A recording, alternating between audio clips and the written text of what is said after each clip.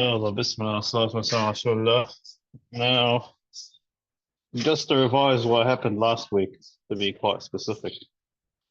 So, if I'm correct, I'm guessing a few people had any questions. So I'll probably open the floor to questions about, recitation and what happened last week, because I think I dropped a bombshell on everyone.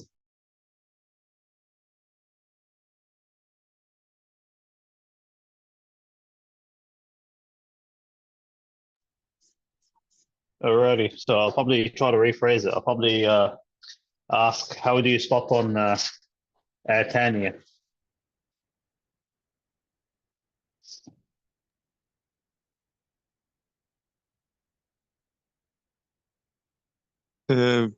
I'll have a shot if you want to start just to break the silence. Bismillah. Tani. Yeah, so you got Tani. So that's with the sukoon.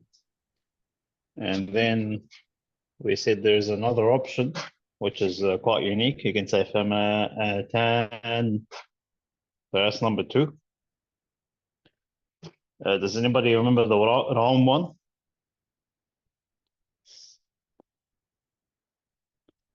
So just to recap real quickly, Raum, as we said earlier, I'm not going to try to overwhelm you, is basically you're stopping but with a third of a haraka. So rather than going fama tani, like we did before, you say fama tani, like that. So you basically cut it short. So at the end of the day, that's what actually happened.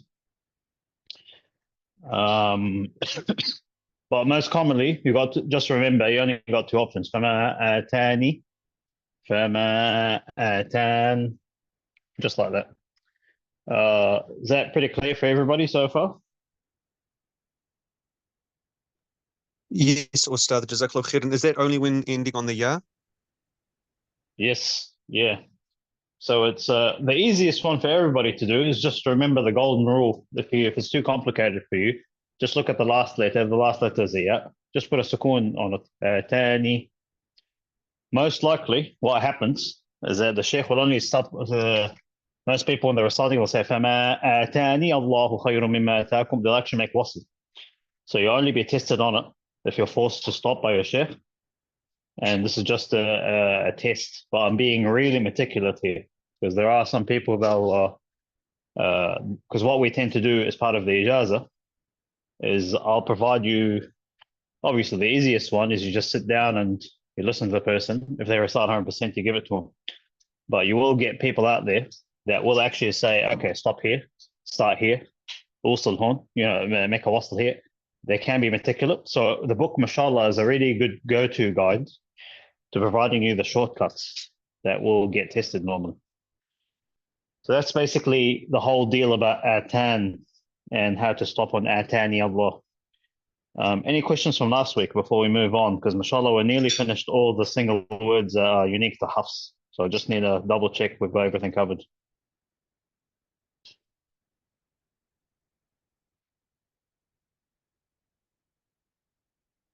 So all good?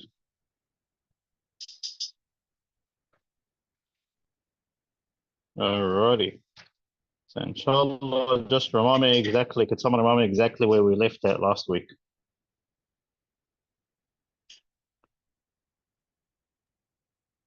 We finished in Nabr. Yes. And we did Tani, we did Ta'manna with Ishmam. Yeah. Oh yeah, we did Dorf. So we said Surah Rum specifically, last page. ضعف ثم جعل من بعد ضعف, as we said, it can be said ضعف as well, but it's not drawn in the Mus'haf. So that's another word. I think that's basically it, to be honest. That's all the words. You guys are ready for stopping and starting?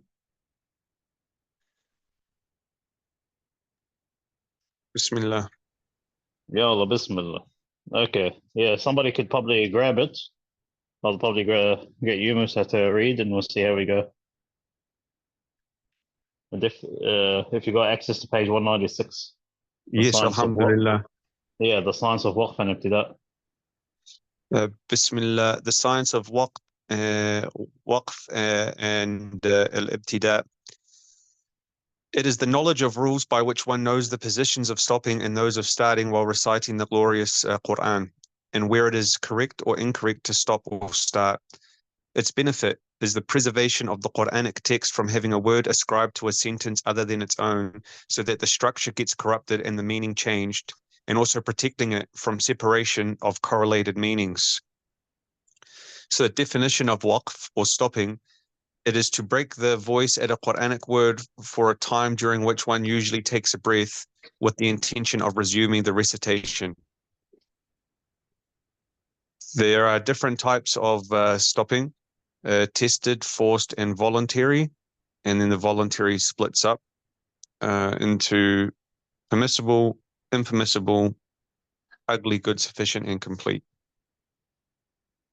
That's all good. So if you do the Jazariya, it'll express that in detail. So there's actual chapter for it. There's like, you got the tam, the kaf, and the hasan. That's the three types of allowable stop. The complete, let's just say, the good and the sufficient. And then obviously the ugly ones, but it says a qabih, literally. It's like, it's ugly. You can literally translate this word into figuratively and literally. That's what qabih means. Like it's, when you turn up and let's just say you got a PhD thesis or a presentation and you're putting it up there, the last thing I'm going to do is put an ugly as presentation is going to make you look bad. That's what does the bad stopping make you look like. Literally. Sounds crazy, but this will make sense in the next page, inshallah. Go next one, inshallah.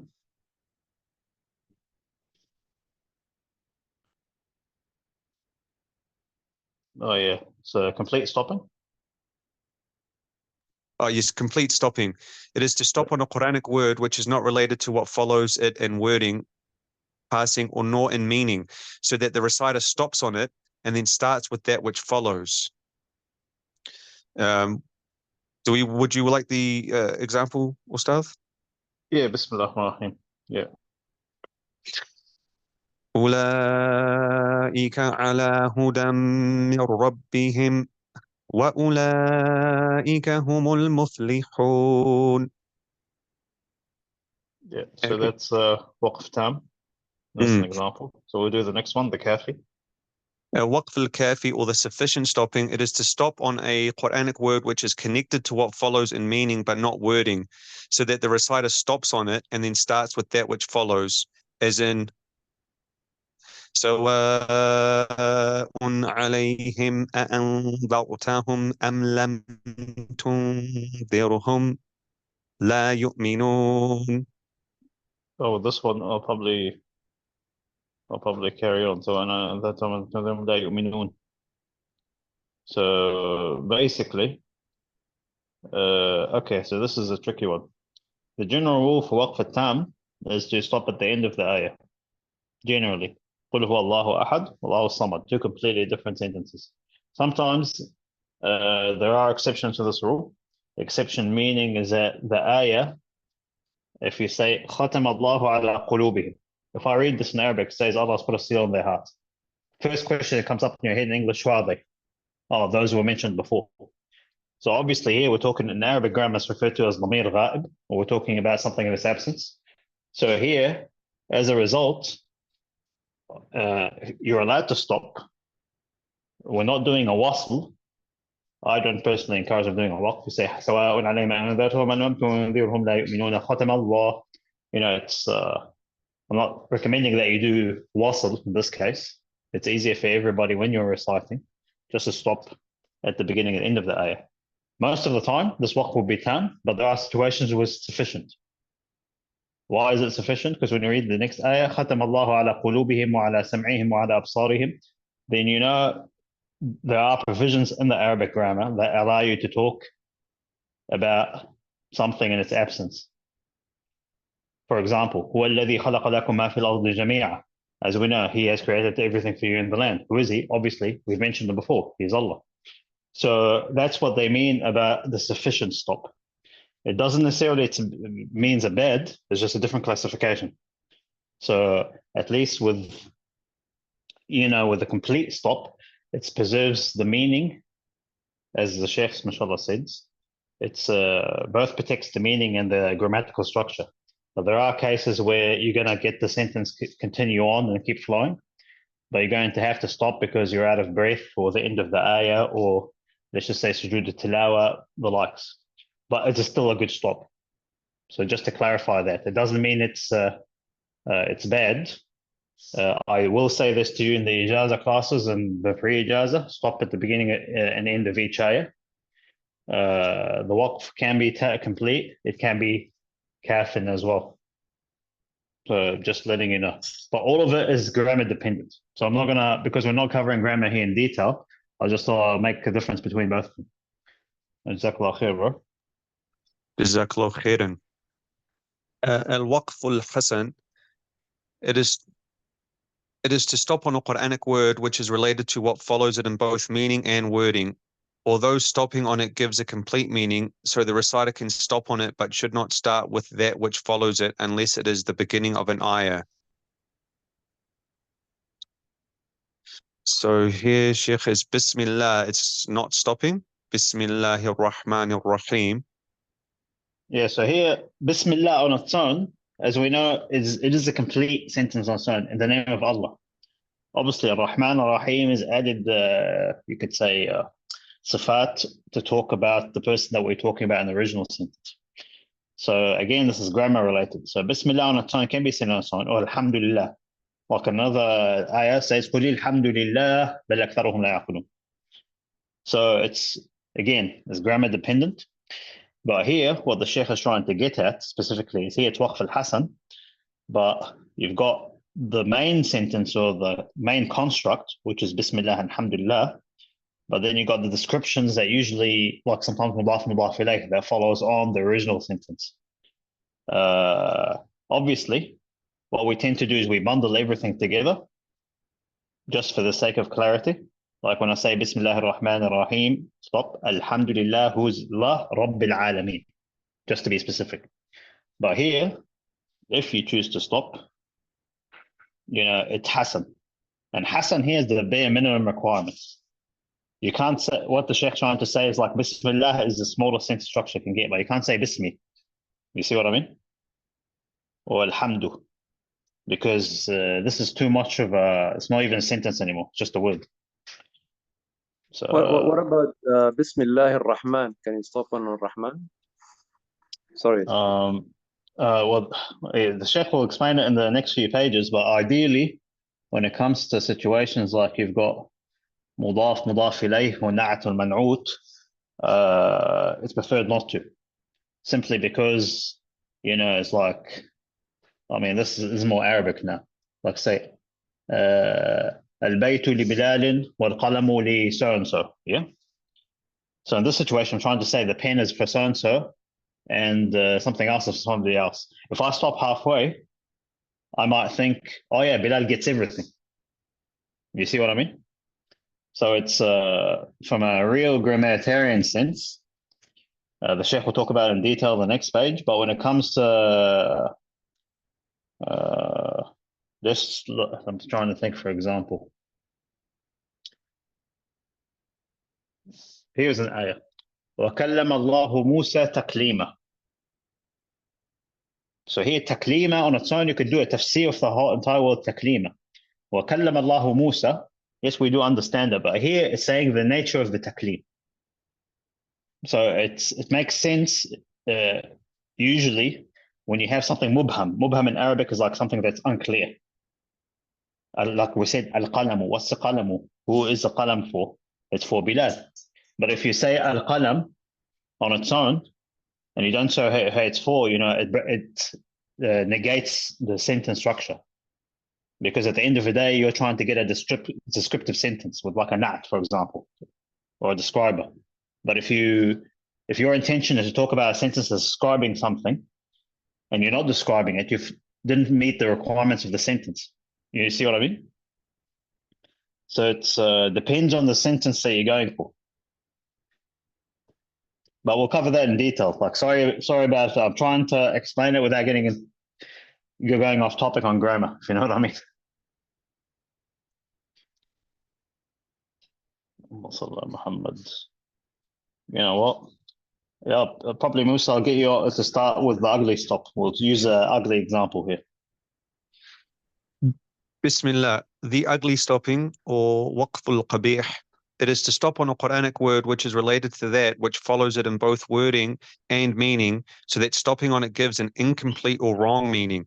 The reciter should not stop on it deliberately, and if he is forced to stop, he should go back and repeat the last few words, as in Alhamdulillahi Rabb. So this, is it not stopping like that? Yes, exactly. Yeah. So again, because here Rabb, we're trying to identify what the Rabb of what, and it says Rabb al-Alameen. You know, it's kind of like, you know, just what we said in, you know, before in the last comment section. You don't want to try to describe something the boy is going to jump into, and then if you say into what, and you just stop there, you know, it's suspense without giving a description. So that's a example. I'll keep translating these in English so they make sense. So yeah, we'll do the next one, bro. Inna Allah la yaghfir. Yep, same thing here. It's saying Allah does not forgive.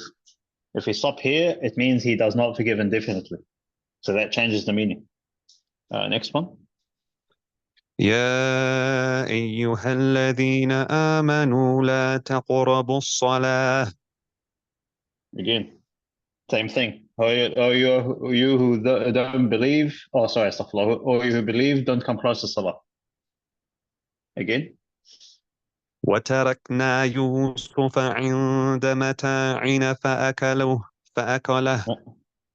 متاعنا فأكله. So here, وتركنا يوسف عند متاعنا فأكله.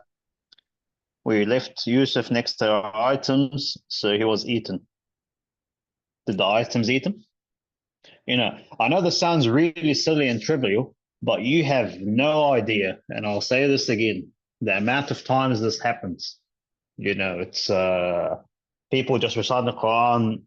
I do call it blindly, because they're like, I am going to get hasanat, that's what matters. And they have absolute no disregard for the sentence structure, or I'll call it lack of respect, let's be honest. Imam al-Tabari himself said, he said, I am surprised for somebody that wants to enjoy the sweetness of the Quran and he doesn't know what it means. And that's Imam al-Tabari saying it. And Imam al-Tabari, as you know, the name Tabari comes from Tabaristan. This guy wasn't even Arab. It's like, you know, at the end of the day, I'm not telling people you have to be proficient in Arabic grammar and understanding Arabic words, but at least be at a level where you will not make these mistakes. If you don't understand the words, the least credit you can be doing to the service of protecting the Quran is stopping where a credited Qari would stop. You find a really good tape or a YouTube video of a Qari. Astaghfirullah, I'm not talking about a dropkick from YouTube that has a nice voice, because we've got a lot of them on flooded the algorithms right now. I'm talking about somebody who has an ijazah, and you stop where they stop, and that usually gets you out of hot water. The reason why I say this, and I keep saying this again, if you get this wrong, and I promise you, if you get this wrong in a Quran halaqah, not even an ijazah situation, the sheikh will look at you in a funny way. If you get this wrong in an ijazah level, you will not pass. I promise you. This is a guaranteed promise, because this is a standard that is held by both Arabs and non-Arab natives of reciting the Quran. You cannot, at any cost, change the meaning of it.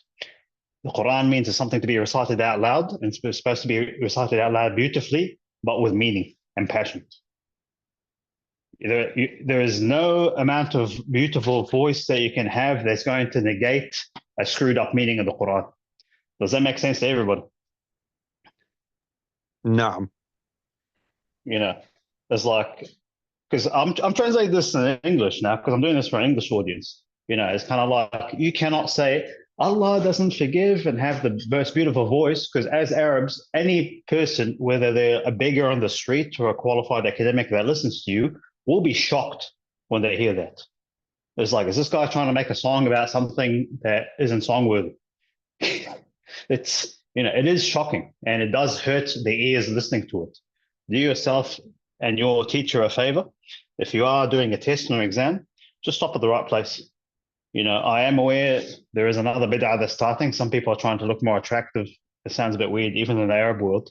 and they're choosing places to stop to sound different from other Qur'an. And they're saying, oh, I'm doing this to provoke people to think about different sentence structures.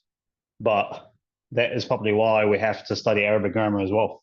Because, you can't change the meaning just because you want to get a name for yourself, or make a bid'ah, God forbid.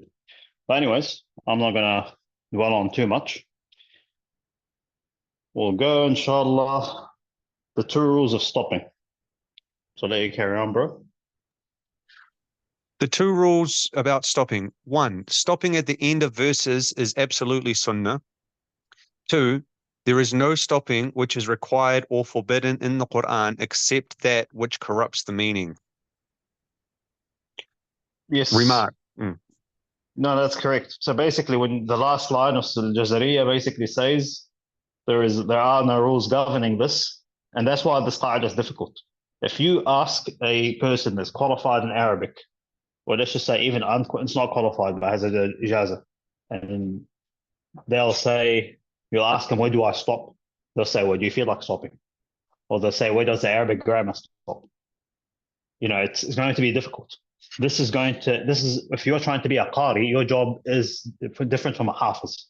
Your job is to know where to start and where to stop. It's like driving a car. If you're coming up to me, it's like, oh, bro, where do you think I should park my car? The first thing I'm going to tell you is, can you find a car park in Auckland? See what I mean? Specifically Queen Street we're talking about, or God forbid if you're in Sydney CBD. But you get where I'm coming from. It's kind of like you're driving a car and you're asking, where should I stop? It's like, well, the number one thing I'm going to tell you is don't stop at a highway when you're going 100 km per hour. Find a quiet place that you're comfortable with and stop. And Imam Jazari said this as well. There is no hard rule as long as you do not stop on the qabih, as we said. Inshallah, we'll do remarks. Remarks. No stopping on a verb without its subject, fi'l and fa'il, nor on a subject without its object, not on a preposition without its genitive noun, nor on an adjunct without the governed noun, nor on a subject without its predicate, no stopping on a word being described without its adjective, nor on a joined noun without the noun it is joined to, nor on the owner of a circumstantial expression without the circumstance, nor on a number without the counted noun, nor on an emphatic noun without the emphasis. All good. Does that answer your question, Brother Muhammad? I think Brother Muhammad is... Yes. You there, Brother Muhammad? Yeah. So does that answer your question? I forgot what was my question anyway. You're talking about the waqf, can I stop here? And here is like basically saying you can't stop on a fi'l instead of a fa'il, waqf ala harf jar wa majroor, that type of stuff. Yeah. Jazakallah khair. I've got one question before we leave this point. Yeah. Back to the waqf Hassan. The Yes. second ayah is on, because I come across this a lot, and I tend to read, not stop at the end of the ayah and carry on. كذلك يبين الله لكم الآيات لعلكم تتفكرون في الدنيا والآخرة. So تتفكرون is the end of the ayah. Yes. الدنيا والآخرة is the beginning of the next ayah. Yes. So is it recommended to carry on? Because No, this is interesting, mashallah, you said. It's actually a good point, because some of the masahif, I am aware, even between the masahif that have been printed in Medina Munawwara, and specifically in that waqf, there is the committees have had differences of opinion. And even in some places, it's going to confuse the hell out of some students. When you look at لَعَلَّكُمْ تَتَفَكَّرُونَ, it actually has a la where you can't stop. Which is weird, because when you think about it, you're supposed to stop at each ayah. But here specifically, I know what you're trying to say, because they're saying لَعَلَّكُمْ تَتَفَكَّرُونَ. So you might think it says فِي الدُّنْيَا وَالْآخِرَةِ. So he is talking about linking both of them, so that you may think in the dunya and akhirah. وَيَسْأَلُونَكَ عَنِ الْيَتَامَى. So I am aware of that. There is no coincidence, and don't be surprised. There is usually there's a committee for writing up the Mus'haf. It's usually headed by, mashallah, the best PhDs out there. They have full ijazas, by the way. but they can't be a basic alim. Alim, in my definition in my books, is somebody who's had a PhD for decades, and that actually is reputable to have a deep understanding in the field, and they get selected to be in these committees. That's a alim. PhD, 20 to 30 years, that's the only thing they've done. Perfect. Allama is actually the cream of the crop from these guys. So this is what happens. There's a committee that writes the Mus'haf. They meet up. Each printing press has them. They aren't made up from, let's just say, if it's Saudi Arabia, it doesn't necessarily mean it's Saudi Arabia. They bring international ulama as well. I know Sheikh Abdul Fattah al-Qadi, was brought over from Egypt to help with the committee in Saudi Arabia. So they compile the Mus'haf according to the rules, which is they're going to say, let's write in Shatibiyyah, which is what we're talking about. There is a separate committee for Waqf and Ibtida, a committee that chooses the stopping and starting. That's how big of a deal it is. And between committees and different editions that are printed, let's just say the 90s edition, 1985 Mus'haf, copy of Mus'haf, and let's just say the later 2001, you can find differences as well from the same committee. So I know this might sound confusing, and this is going to be a big deal, especially if you have an Ijaza test and your Sheikh is saying stop here, and you're reading from Mus'haf that's different to his one. This is where, and I kid you not, and it has happened to me in my exam, where you have to justify it from a grammatical sense to your Sheikh as to why you chose this waqf. And he has to look at it from his one. And the conclusion that we came was it's allowed to stop at both of these waqfs because they highlight different meanings. You see what I mean? So because that's what I'm trying to understand. I guess if you stop at the tafakkarun, which is end of the ayah, yes, it might give a different meaning. Exactly. Yes. Joined it to the dunya wal akhirah. Yes, that's going to naturally happen in any language. But at the end of the day, kind of like, depending on the sentence structure, what it is going to give a different meaning, but it's not going to harm the actual sentence. Like, for example, the waqf al-qabih, the reason why it's qabih is because we said, it says, when you stop on something, it says, God does not forgive. That is qabih because that completely changes the meaning. And it changes it in a negative sense. So it's an example of where you might have two different stops you're allowed to choose is Surah Al-Baqarah or Waqf al-Ta'anuq, as we know. We got Bismillah ar-Rahman ar-Rahim, Alif Lam Mim, and then you finish. ذلك الكتاب لا ريب فيه هدى للمتقين. And then there's ذلك الكتاب لا ريب فيه هدى للمتقين. So you're allowed to have more than one meaning, mashallah, because the Quran is that rich. The reason why I say it's Kareem is because it's generous in giving us the different meanings, mashallah, just from multiple recitations. So that I can accept. That's why we say it, إِنَّهُ الْقُرْآنُ الْكَرِيمُ. Somebody that's generous to you is not going to give you what's on your plate. He will give you more than what you need on your plate, just to be generous. Likewise with the Quran is generous and rich in meaning. You will always read it differently and stop in different places and you get a different meaning, mashallah. You see what I mean? Yeah, exactly. Yeah, so in this case, because you're stopping, it might change the meaning, but it's giving you a different perspective. Different perspectives can be accommodated, but when you change the meaning from a perspective of, let's just say, tahrif, or along those lines, that is unacceptable. So I hope that I've answered that question. Yeah, Jazakallah khair. But yeah, go ahead. Afwan, Sheikh, the ball is rolling now, but while we're here, just to quickly ask, like, so with this particular ayah, stopping on tatafakkarun, I mean, does some of the masahif, do the ayat differ in where they end, or are they all after the same word? All the ulama, as far as I'm concerned, agree that عَلَّلَكُمْ تَتَفَكَّرُونَ is ayah. The only difference has been in the stopping committee. Some people are saying, don't stop on تتفكرون, go تتفكرون في الدنيا والآخرة, because they're linked. That I respect. Other people just say, stop here, it's the end of the ayah, and it's a waqf hasan at the end of the day. There's nothing wrong with it. So it's mashallah, we can accommodate any type of waqf so long it's not waqf qabih. So that's what I tend to kind of tell people. But yes, it is possible that you'll find it different. The only thing I can't, I mean, the only thing I'm not going to find outrageous, I mean, the only thing that I haven't seen yet, which is completely outrageous actually, is people saying, oh, this is not an ayah. It should be somewhere else. You see what I mean? Yeah, exactly. Okay, khair, inshallah. And is that second ayah, في الدنيا والآخرة, is that the full ayah? في الدنيا والآخرة. Oh, the actual ayah is في الدنيا والآخرة ويسألونك عن اليتامى قل إصلاح لهم خير.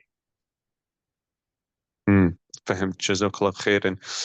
And yeah, so that's just something to remember. Grammar gives you more power to show different perspectives of the meaning of the ayah.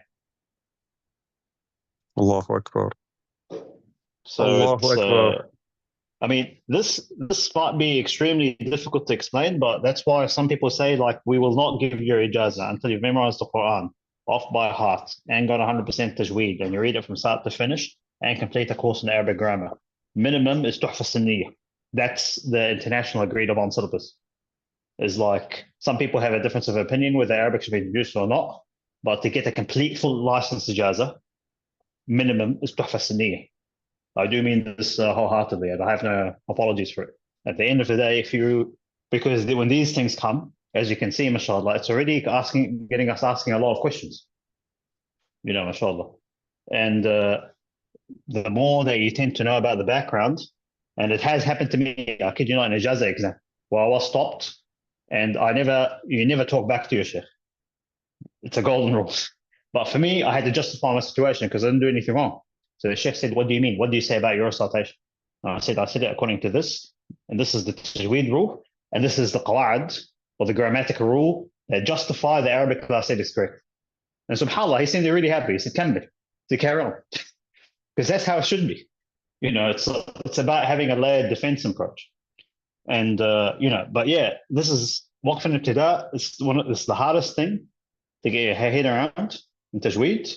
It's the only thing that when a mujiz or muqra finishes, the only thing that worries him personally, to the point that he feels he needs to do one or two ijazah, not necessarily from one sheikh, but maybe from another sheikh as well, because it is that critical. So, inshallah, I'm not going to drag it out too long, but I hope I've answered your question, Brother Musa. Yes, you did. Jazakallah kullu khair. Yeah, Jazakallah khair. And just letting you know, grammar has its uses not in just other parts of, the Quran. It helps you out with Sharia studies, understanding different parts of Hadith. Even when it comes to Qira'at, I'm supposed to be reciting here a Sheikh. Obviously, you got Shu'bah, which is the next closest thing to Hafs. He says, and we just covered it in tafsir this morning. Allah doesn't, it's talking about oaths. And here it says Allah takes you into account from what you've made the aqd of the iman. It says aqadtum. There's another qira'ah says aqadtum. Now, as Arabs, as we know, if you talk to any person with the Arabic background, the level of shadda indicates the level of the strength of what? Of the word. Am I correct? No. And when you think about it, the original Mus'haf that was revealed didn't have harakat. And there is khilaf between the qira'at, but the khilaf actually show you a different level of perspective and understanding. Because when you say aqadtum and aqadtum, it means I've tied the knot, literally in Arabic. But the strength of the knot varies from person to person. And likewise, when you're making a halif, when you're swearing by Allah, different people are going to hold you accountable or hold themselves accountable at different levels. So mashallah, the different qira'at actually are more representative of the human population. Do you guys get what I mean? Or have I gone too far right now? Yeah, you lost me. Sorry. Basically, I understood right up to the last, just up to the example, Sheikh. Yeah, so the example, you got aqadtum and aqadtum. They're the same root word. Am I correct? No. Yeah. Yes. So basically, again, grammar not only opens the way for you to start and stop and be in control and be a competent party, it gives you a deeper understanding of the tafsir of it as well. because you got عقدتم and عقدتم. عقدتم actually feels like it's got more effort into tying the knot. Am I correct? نعم. When we say so, and you got the Arabs will correct me if I'm wrong on this one. I'll say فلان معقد or فلان معقد. What does that mean? He's complicated, right? Hmm. He's complicated because he's got all these knots tied in and you don't want to untangle this person. عقد and عقد is, different levels of extreme. You get what I mean? Yeah. So, and obviously, different people, you're going to get different people. There's people that are going to not care about halif. There's people that are really going to care and they're going to give you an oath. And there's people that go into the extreme version of oath. Wallahi Rabbil Kaaba, Wallahi Billahi wa tal. You've seen these guys, right? Unfortunately, yeah. Yes. So, exactly. MashaAllah, understanding the level of grammar puts you in a good position to understand the Arabic language that was revealed in, and you are at a better position at either refuting or accepting certain opinions, or actually being accommodating. You get what I mean? Alhamdulillah. Alhamdulillah, man. Sorry for dropping it too hard, but the reason I'm providing these examples, I'm just showing this is the area where basically you can freestyle your waqf and ibtida, and all of it lies on the grammar. And this doesn't get taught on the course, unfortunately. So, Brother Muhammad, do you want to carry on from here? Symbols of stopping, or somebody else? I can carry on, but it will be in Arabic if that's okay with everybody. Oh, no. I don't have Sorry, the English version. Oh, yeah. Sorry. Now, in this case, inshallah, I'll talk about the symbols. So just to give you easy shortcuts, inshallah. The symbols of stopping in the Quranic script. Meme. Meme is a symbol of compulsory stopping, which is not compulsory in Sharia in the sense that no one who neglects it commits a sin. Rather, it is a terminological compulsory by which the reciter. Yes. Yeah. Sorry, I can do the reading if you want. Sir. Oh, it's okay. I'll carry on this one. I'll let you do the next one, inshallah. Okay, inshallah. Jazakallah khair, bro. So here we're looking at by which the reciter separates between two meanings. For example, إنما يستجيب الذين يسمعون. So here, my limited understanding, a short concatenated version of mamnu', which means do not stop. It can impact the meaning. Because if you disregard it, it sounds like this. إنما يستجيب الذين يسمعون والموتى. Verily, those that hear, those that listen, will answer you. But if I don't stop on, that's a complete stop. That's correct. But if I say well mauta, I'm saying basically the people that listen will listen to you, including the dead. And as you can see, that's why when you see a meme, you stop as soon as you can. Don't play around with it. La is the opposite to that, however. La is a symbol of a forbidden stop, due to the meaning being incomplete. So la means do not stop here. والذي جاء بالصدق وصدق به أولئك هم المتقون. He is saying for those that came with the sidq and believed in it, you have to continue the verse because you're saying verily those are the believers. So if you stop, it will provide an incomplete meaning. So remember, meme is you have to stop. ممنوع الوقف. Meme is you have to stop. La means don't stop, carry on.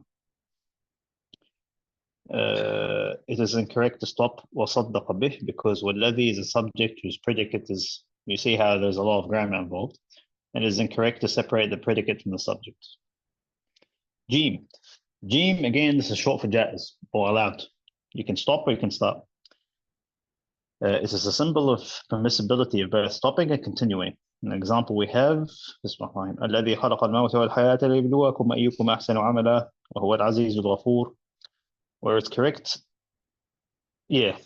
So I'll stop the fancy jargon that we don't use in every day-to-day English.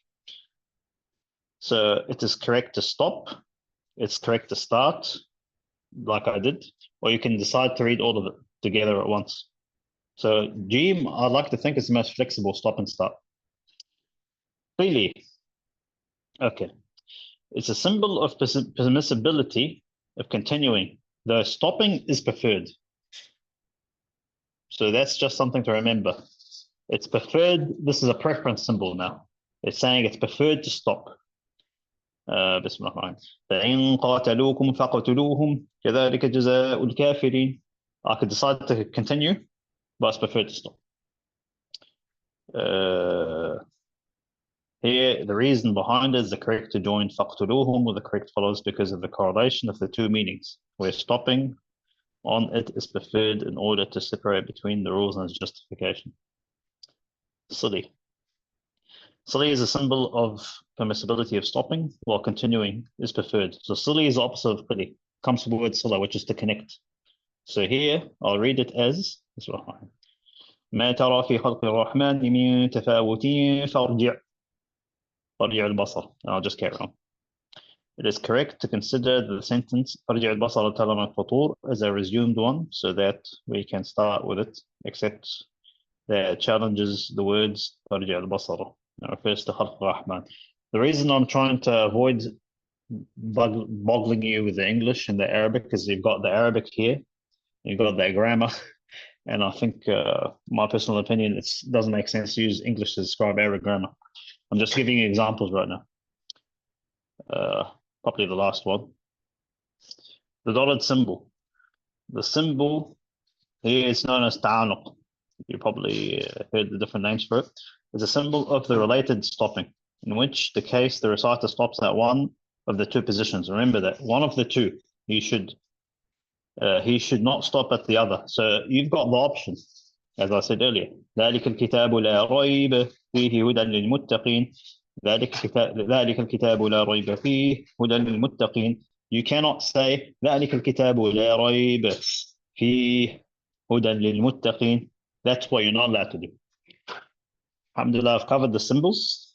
Those are the 5 symbols of waqf and ibtida.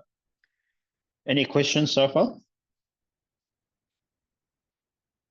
about the symbols? All good. Alhamdulillah. Jazakumullah khair. Let me see how I'm going to do this. I'll carry on with this one. This is quite important. The rule of hafs for the tested or forced stopping. Hafs, and this is our recitation, used to observe the Quranic script regarding stopping at that which is written connected or disconnected of the Quranic words. So it is correct for the reciter to stop whether forced or tested on the first or the second word of which is written disconnected in the Holy Quran. I think this is basically talking about Bab al-Mawsul al-Maqtu'. It's talking about connected and disconnected words. I'm trying to think of an example in English.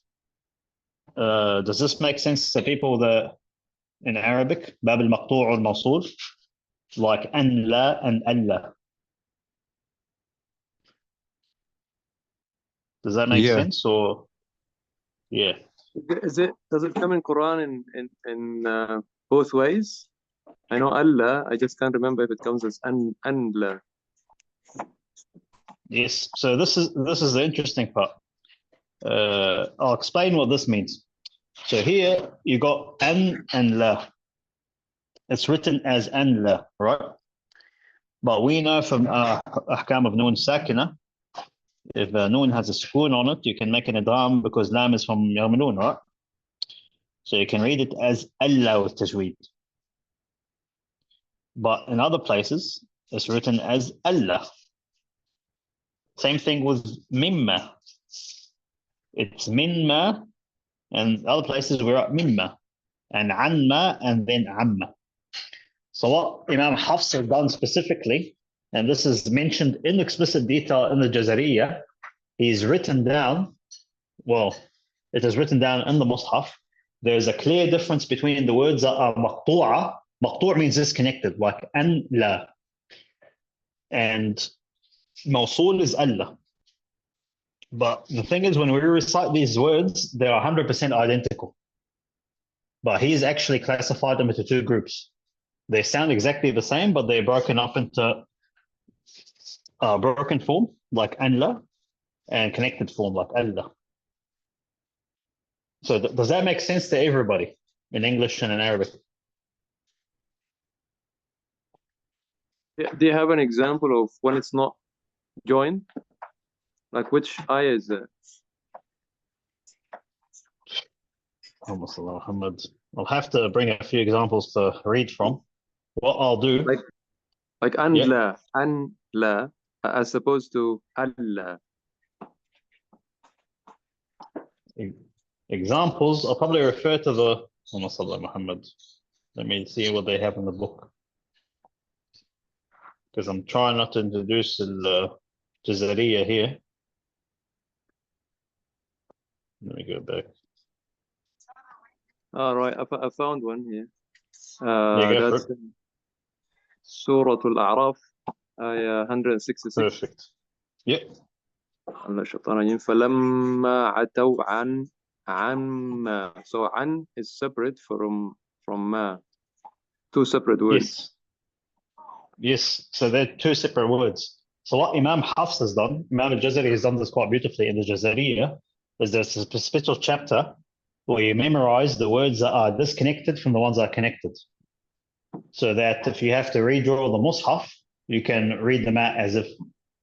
So these words sound exactly the same from a recitation perspective, but from a qira'ah perspective, Imam Hafs has made a difference between the connected and the disconnected words. Just to be 100% clear. So it's so the spelling, they're spelled differently, but they sound exactly the same. So mashallah shows you the level of detail that Imam had. They could have easily screwed up the Quran compilation, but mashallah, to know that detail is quite amazing. That is really amazing. By the way. Yeah.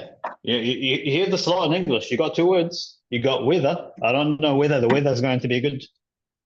You know, it's like if you didn't receive the spelling of it, you'll never know which one you're talking about. But mashallah, that's why I say when people memorize the Jazariya and they're explaining in detail, they're memorizing the words that they're spelling. So mashallah, it's that level of detail. I'm not going to overwhelm you. Jazariya is a big document on its own, but what the Imam is trying to say, Dr. Ayman Suwaid, is that there's a difference between when we talk about maqtu' or mawsool, that's what we refer to it specifically, is how is the word literally spelled, because it sounds exactly the same. So to get that level, basically you have to, because the Quran is masmu' or maqru' and maktub, isn't it? So Prophet Muhammad sallallahu alaihi wasallam, when he had the revelation, he would have relayed that to the Sahaba to write it down. And then when they wrote it down, he would have asked them to read it back to him. And that's what happened. You're right. But then things like that, if I read it to you, if you say it to me and I read it back to you, you wouldn't pick the difference in the way it's written unless you see it. Exactly. Yeah, 100% correct. Because what happened, there's another thing that you guys might not be aware of. You guys are aware that Arab spelled things differently? You mean the same word, same sound, but different spelling? Yes. Same sound, different spelling. So, subhanAllah, when you think about it, it actually should have been really difficult for us to preserve the Quran. Because how did we even preserve it when the qira'at are different? I mean, sorry, it's written differently. How did that happen? Subhanallah. So this is where I'm not gonna probably recommend you guys. It's probably outside the topic of what we're doing, but basically, it's I've written this as part of an essay for university at the moment. But this is basically what happens. This is where it gets into the science of writing it down. So what happened when Sayyidina Uthman, we agreed on this Uthmani. This is called the Uthmani script. When it was written down, that it was agreed upon the Qur'an and the Sahaba at that time He said, what did he say? He said, if you have any dispute, write it in the language of who? Of Quraysh. Exactly. And Yeah. Quraysh, it was revealed upon Quraysh, and it was written in their language. MashaAllah, Dr. Anwar Sahib has got a really good lecture where he talks about, obviously, you got different spellings where Torah was written with a ta sounding letter. So when we read it, we read Torah with a hat. So basically, at the end of the day, another question actually. Zayd ibn Thabit wrote the Mus'haf at time of Abu Bakr. That's what we've said in page 6 or 7 of our book, right? Naam. So just correct me if I'm wrong. He's one of the youngest Sahaba. Is he from Medina or Mecca? He's Ansari. Zayd ibn Thabit, Yes, I think. He's exactly. He's Ansari. Ansari. And Ansar wrote differently. The people of Quraysh. Yeah. So what happened in the committee at the time of Sayyidina Uthman, there was 4 people that were written up and there was Qurashiyin there involved. So the new script that was agreed upon was the actual script of Quraysh. And to further clarify things, obviously that's where they agreed on the rasm side of things, where this is going to be maqtu' and this is going to be mawsul. And obviously they looked at it from a qira'at perspective and from a grammatical perspective and from a transliteral spelling perspective. And the reason why this is important was because the people that wrote the wahi, such as Uthman, Sayyidina Uthman and Zayd ibn Thabit, were alive at that time. So they're the last remaining survivors. So what we know, they helped us clearly define the maqtu' and mawsul. Because they were the ones that wrote it, and they agreed on a universal spelling that did not change the meaning, that everyone can understand, and that could accommodate all the qira'at. Crazy, isn't it? Yeah, I just feel like this topic is way bigger than my very limited, comprehension. No, don't stress about it, but mashallah goes to show, like, these people weren't living just in tents in the desert in the middle of nowhere. Mashallah, the level of intelligence they had with preserving language is extremely high. It's like, how could you come up with a system, a writing system, that hasn't changed for 1,500 years? It's. I remember. It's just, yeah. There was a saying by Sayyidina Thabit, Zayd ibn Thabit, when he was asked, I think it was by Sayyidina Abu Bakr to collect all the compile basically all the ayahs and get them from all the hafazah. Yes. And he said, if they asked me to shift basically a whole mountain, it would have been way easier for me than to go and do this. This is how how and I can just imagine, the level of the responsibility that he bore, to go and do this and collect all the ayahs from different sahabas at the time, and make sure everybody, and he was obviously hafiz on a katib of wahy himself. He just didn't take his own, opinion. He had to cross-check everybody else in order to put every ayah in where it's supposed to be. Yes, exactly. And mashallah, I mean, that's what I basically tried to say in the essay when I presented the findings. It's like the level of detail they had. I mean, historically, the most controversial thing that happened, as we know, as the time of Sayyidina Uthman, was the Khawarij. And when the Khawarij came, when they put, because obviously they took things to the extreme to the point they ended up assassinating him. And they ended up killing him. He died as a shaheed. Surprisingly, when he burnt the Masahif, none of his opponents, even other people that came later on, the Mubtadi'ah, said that Sayyidina Uthman, by burning the Masahif, they had the incorrect copies. Nobody said there was actually, a civil war didn't break out. even in Western texts, when you think about it. Like, this is the best time to have a civil war. You're burning the Masahif. Why is he burning the Masahif? Is he making up the Mus'haf? Why didn't he include us? SubhanAllah, even the Khawarij didn't use us against him. When you think about it, it's like everybody kind of agrees, yes, they ended up committing the biggest sin, which is killing the Khalifa of the Muslimin. But SubhanAllah, even they agreed, the biggest enemies of Islam at that time, that the Mus'haf is correct. And 1,000 years later, we're not hearing about somebody saying, oh, Sayyidina Uthman decided to sneak something in, even by accident, when it came to writing the Mus'haf. Like, SubhanAllah. It's like that on its own, if that's not miraculous, I don't know what else is. So yeah, it's definitely. It always fascinated me the way the Quran was compiled and you know, the way it reached us, a level of details and the level of accuracy. But subhanAllah, every time I hear about this topic, you learn something new about it. It's like just an ever-evolving kind of, you know, topic, which is really fascinating.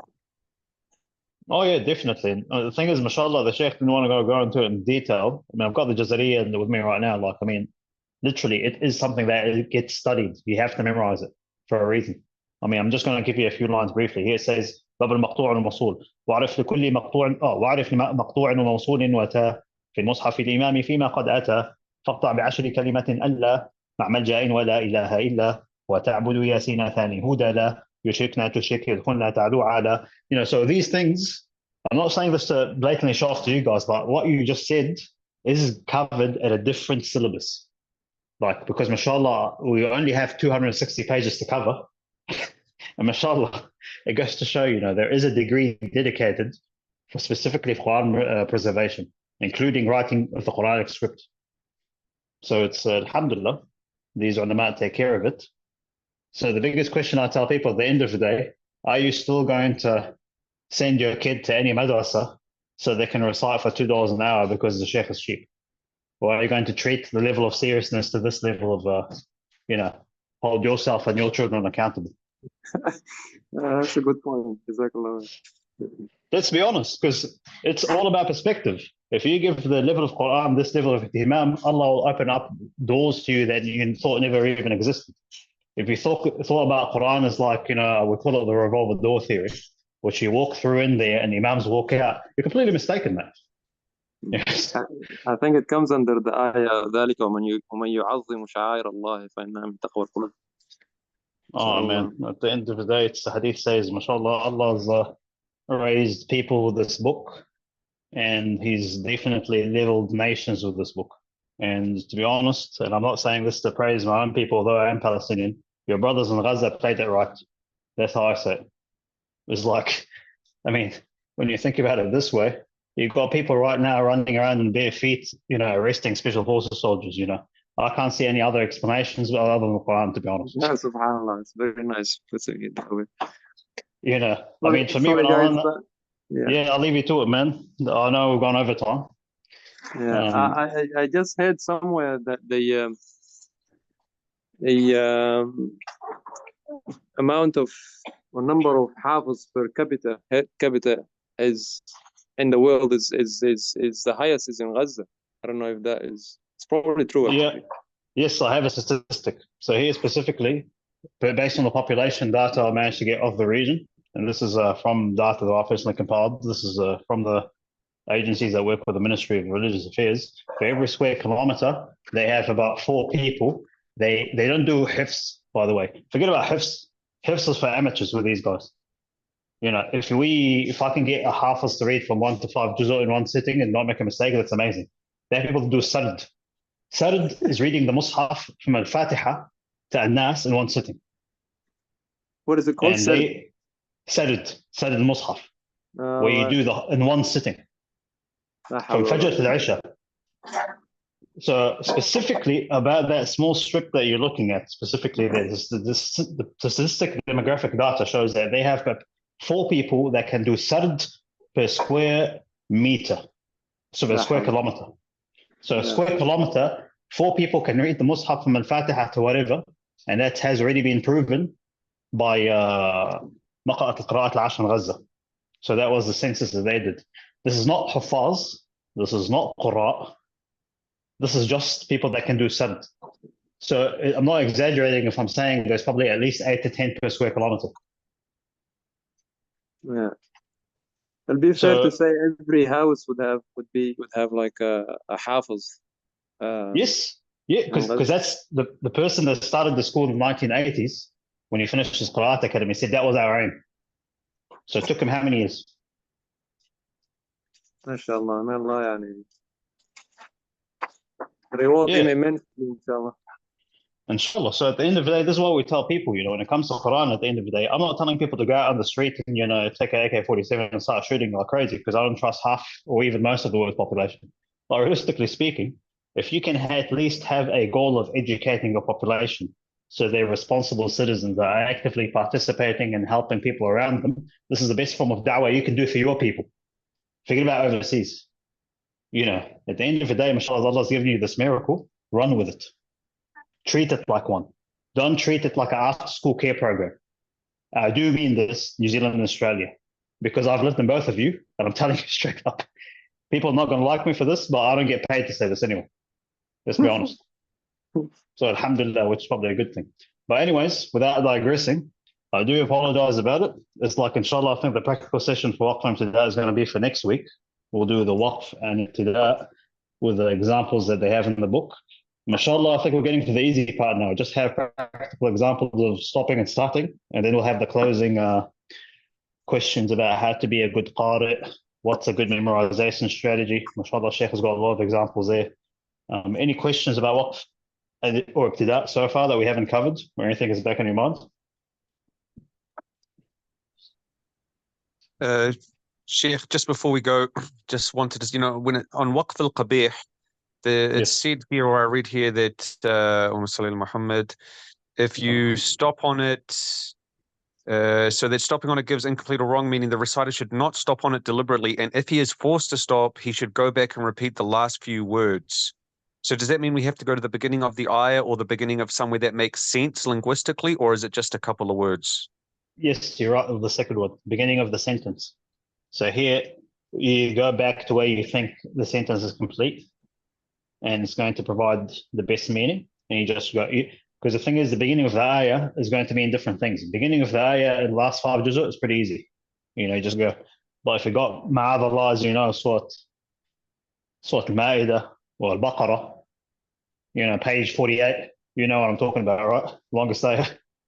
Yeah. You're going to get exhausted. So you go back to where practically possible. And, and I do mean this. If you're doing the ijazah, I will not stress this anymore. Do write down the stops. One of the brothers and sisters always ask me, how do you fix this problem? I said, brother, I've done that course in Arabic grammar. I've done my ijazah in Hafs, and I'm doing another ijazah at the moment. I still write down my waqf and ibtida in pencil. That's how serious I take it. And I practice it.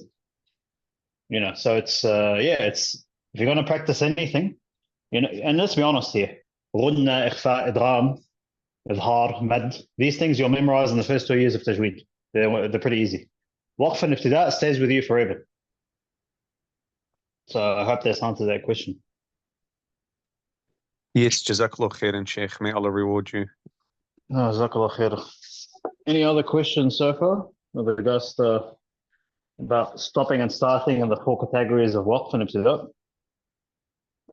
Sheikh, I have a question, but I don't want to make this long. So maybe if you want to stop the recording, because it's not related to this topic, or I can ask you any other time. Well, I can do. I'll give you a call probably after the recording is done, inshallah, just to clarify it. Just to let you guys know, mashallah, it was a really interesting discussion. For more details, I've actually sent out the full details of the Quran revelation from the time of Abu Bakr and the time of Uthman, and how they actually went through compiling the text and writing it. This is very related to the topic that we've done today. I've sent it last week, but feel free to go to the WhatsApp group to find the article along with the references. And inshallah, they'll answer your questions, specifically about the maqtu' and mawsool as well, hopefully.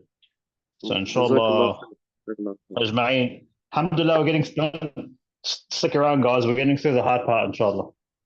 We're nearly there. Inshallah. All good. Subhanallah wa bihamdik. Ashhadu an la ilaha illa anta astaghfiruka wa atubu ilayk. Assalamu alaikum. Assalamu alaikum warahmatullahi wabarakatuh.